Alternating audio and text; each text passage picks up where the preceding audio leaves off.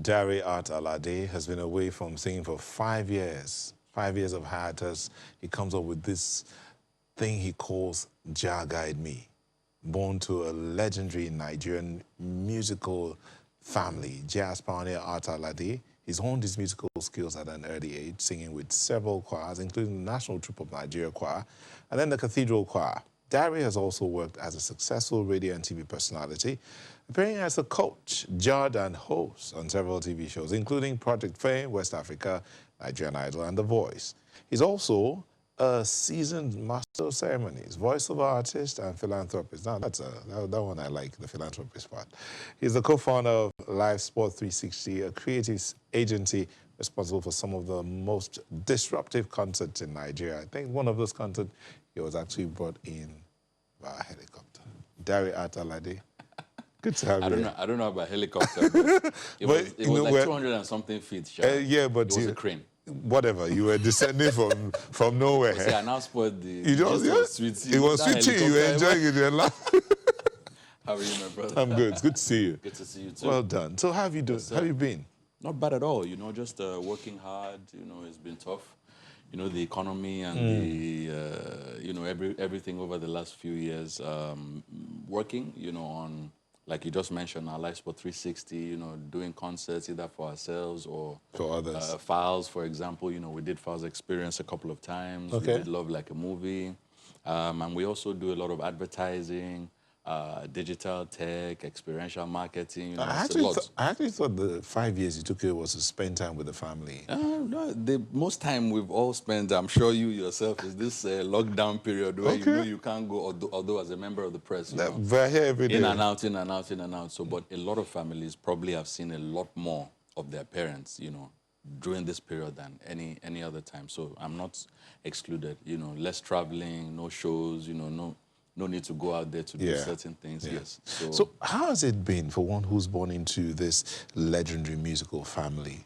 Has it been for you? Do you sometimes feel like, I'm not filling these shoes well. I need to stretch further. I think the good thing, you know, from the beginning, I said, look, I'm not going to even bother. See these shoes, you know, you just dust them. Every now and then, you just keep them. Every now and then you can pick them up, see whether they're still looking good, dust them again, and put them down. I've never tried to fill my father's shoes. Never, ever. I can't. Because I just know there's certain things, an enigma such as he was, just leave it. You know, the best you can do is just pass on the baton, you know, just continue from wherever he... You have siblings, right? I do. Any of them in this... None whatsoever. The only good thing, though, is, I mean, ear for music, they like to enjoy, whether it's Afrobeat or jazz, you know, they have their collection, and you can't tell them anything about music. They know what they like, you know. That's as far as it goes for them. I'm the only one that dabbled into it. Not dabbled, you actually went into it. I dabbled, you know. We all start by dabbling, you know. Either, I'm liking this, let me try this talent, you know, I'm skilled in this, people are liking this, okay. Let me continue more of this, That's so what's this one you're trying to do? I mean, you're known as an R&B singer, but over time... When you say Dare Alade, that's my government name. Used to be. The artist's name is Dare. Okay. Dare. Try, let me hear you. Dare. Now, what's it called the Dare without, you know, we started with Dare. Okay. You people, my name, just put Y there and Dare. makes it easier, Okay, so Dare. So now Dare Alade is Dare. But used to be used to be known for R&B. So R&B. But now it's as though you're shifting, or are you trying something different? It's a new genre for me, you know. I'm always reinventing, trying to recalibrate, regalvanize, you know, redo the whole thing. So I've come up with something called Afro and B. It's a fusion of everything that I've done in the past and what's to come. So right now, the body of work that's coming, which Jah Guide Me is just the tip of the iceberg, is Afro and B. So you can be guaranteed it's fresh sounds. You know? I'm already feeling it. But that's good. I don't know if the producers could play that Jah Guide Me. I mean, I heard it the first time and I was like, what's this? Then in the middle of it, there's this fella sound that comes out like, and you don't know that's coming. It didn't. How did you manage that? It's part of the inspiration, you know. A lot of the inspiration for me and a lot of people in my generation, you know, has been Fela Kuti, you know, for example, alongside many greats, you know. For me personally, people like Manu Dibango from Congo. Yeah. I happened to meet him at least once or twice in my lifetime, of course, before he passed on. Last time he actually came to Lagos, you know, for Afrima, and I reminded him of how close he was to my dad. Yeah. And, oh, you should have seen the glow in his face, you know, and all that. So, of course, inspired by my dad, Fela Kuti, Manu Dibango, Hugh Masakela, you know, Miriam Makeba, people like that. So you can hear that infusion, you know.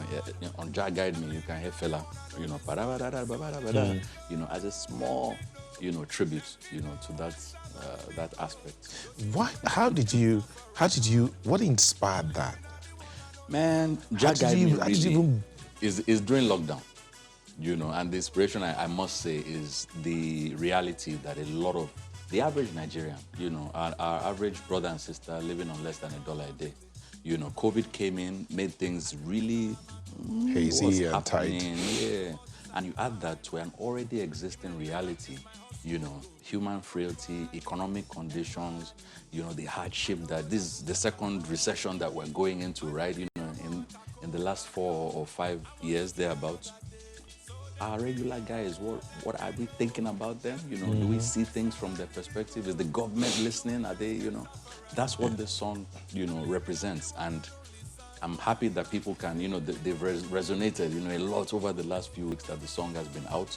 A lot of good feedback, you know, that, man, is like, you know, this period, you know, you get us in the... And we've all lost someone or known someone who's lost someone. We read the news, you know, we see everything going on around, not just in Nigeria, but globally. So it's tough. So we see your dexterity evident in this. Yeah. There's a bit of reggae there. There's Afro, there's R&B, there's jazz, there's all of it infused into this one song and the wordings, the lyrics are quite deep. But how far do you want to take that? What do you mean? How far? Like as far as possible. Right now, this song in particular is doing so well. It's the #1 song played on the radio, you know, in the country. I don't think there's been anything close for me. You know, maybe not The Girl, Pray For Me, achieved similar few, but for a song that I just brought out and in comparison to all the other songs that are, you know, great songs. Indeed, it appears every other thing you've done has gone into the shadows. Oblivion, this just blew it out of the water. So this, around Africa as well, a lot of love from East Africa, a lot of love, you know, around, you know, the rest of the continent, the UK, the US. So it's been really, you know, so far. So as far as possible, to answer your question. You say you're this Afro and B. Afro and B, not just this song. But, the next body of work you're working on. But in all of this, is any of your children looking towards...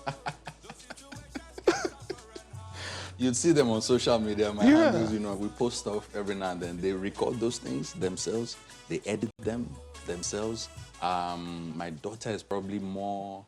musical? You know, she likes the attention. She loves, you know, she's the life of the party, you know, wherever she's at, especially when it comes to dancing and just expressing herself. Music, I can hear her voice, you know, there's something there, so maybe we'll groom and see. My son, of course, is the football loving, video gaming, you know, so I just, you know, my wife and I, we just want to allow them to be themselves, encourage support, just as we also had that support.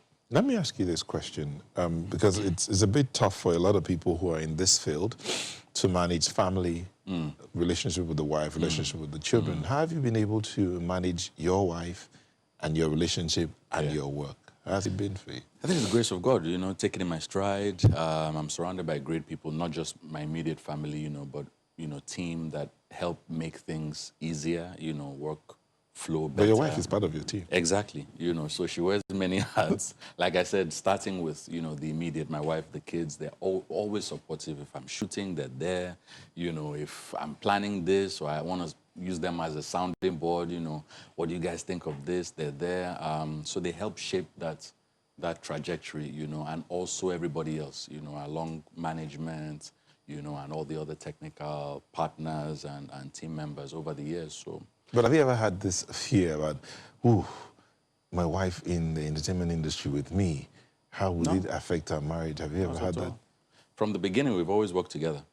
Even before she, forayed into entertainment because of me, I also forayed into design and, business because of her. So we just blended and gelled right from the get-go. So I think just fortunate, lucky that things have, panned out the way it has. I know how tough, based on the question you're asking, we see the reality of how certain couples or so certain when you partners, see when you see these things happening out there, what does it elicit from you?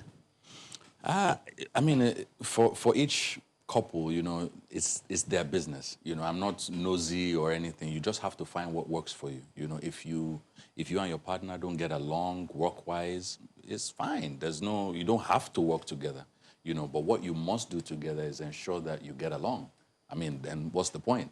So if you don't see yourself as best friends or be able to agree on certain things, then just be on your own. That's the whole point of, marriage. So, it's getting along. So if you're able to work together, it's a plus.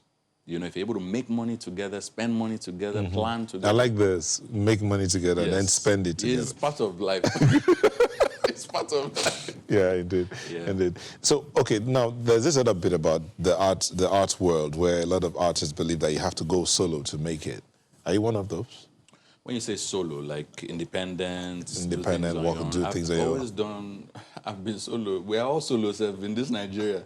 You're your own local government, you provide your own electricity, you provide your own food and all that. So, but you still have collaborations. Oh, absolutely. In terms of, I always work with a lot of people, despite being independent, so from producers to songwriters, the entire ecosystem we're in touch with, So you don't write all your songs? Oh, no, not 100%, no. That's the honest truth is it takes, the industry is so large, it's so huge that a lot of people underplay, the importance of all the little elements, your road manager, your personal manager, your PA. There's a career in every little, factor or element publicist. of... Yeah. Okay, we'll talk more about this. I'll come back from this break. Just stay with us.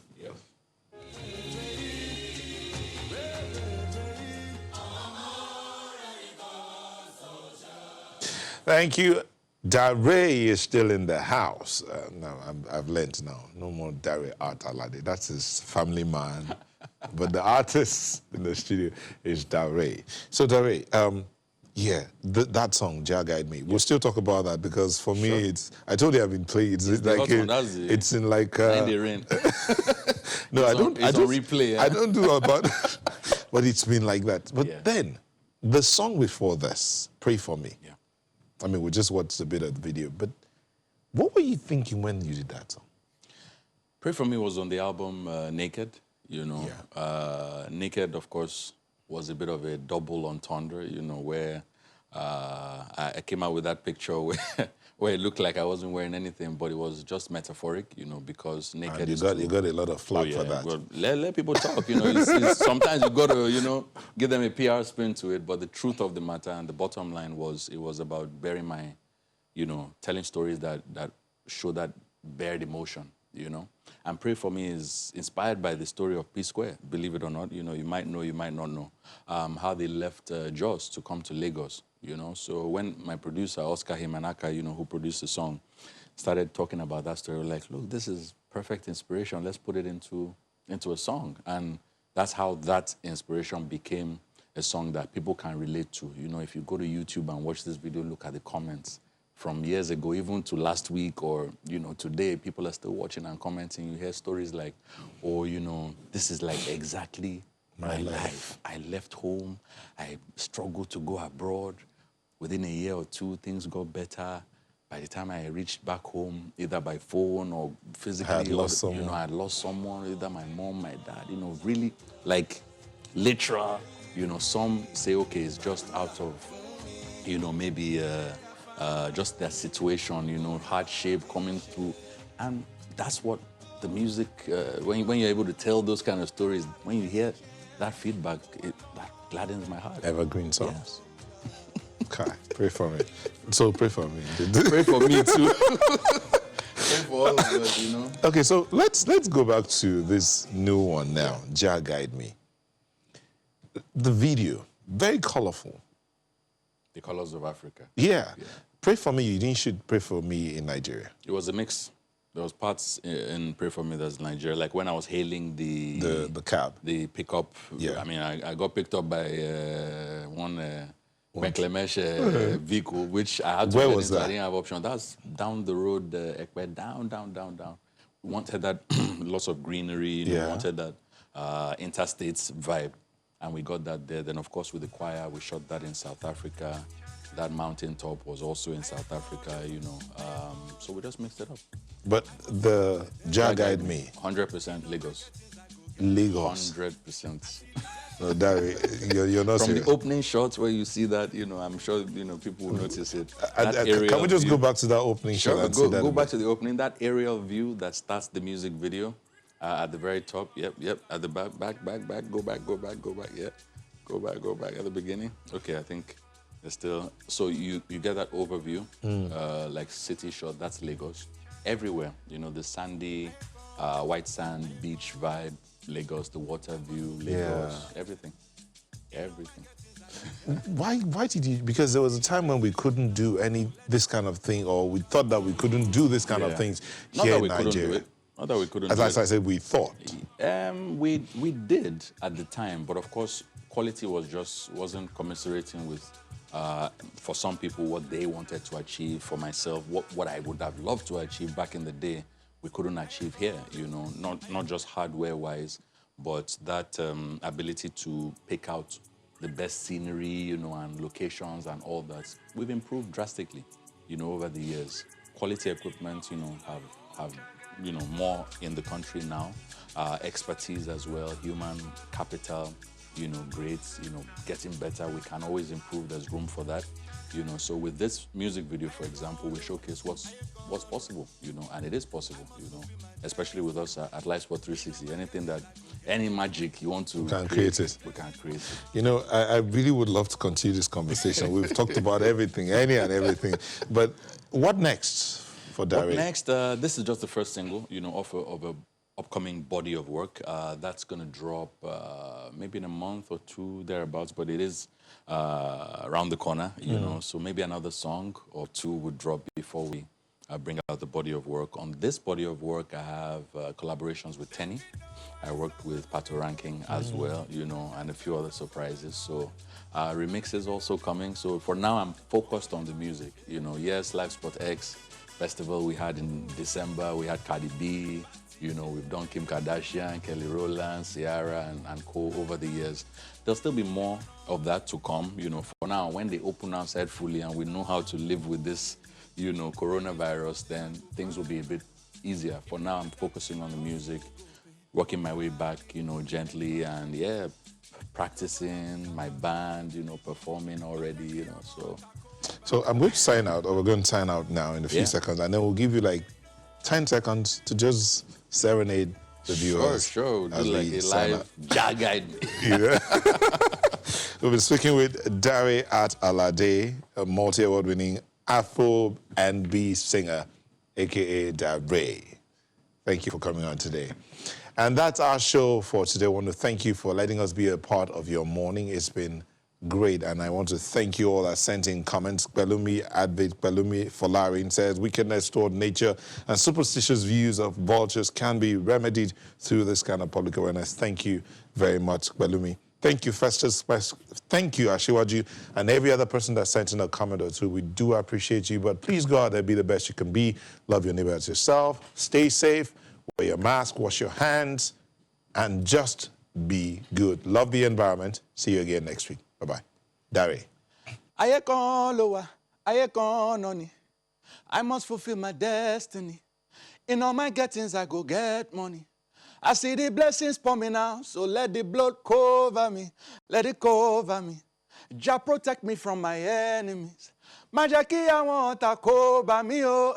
I want to see another day. So them fit know, I serve a living God. Those situations get tougher and harder. I believe in the one and only Son, Momari Batishe. Jah guide me. This is Ray. Peace and love to all of you. God's plan, remember,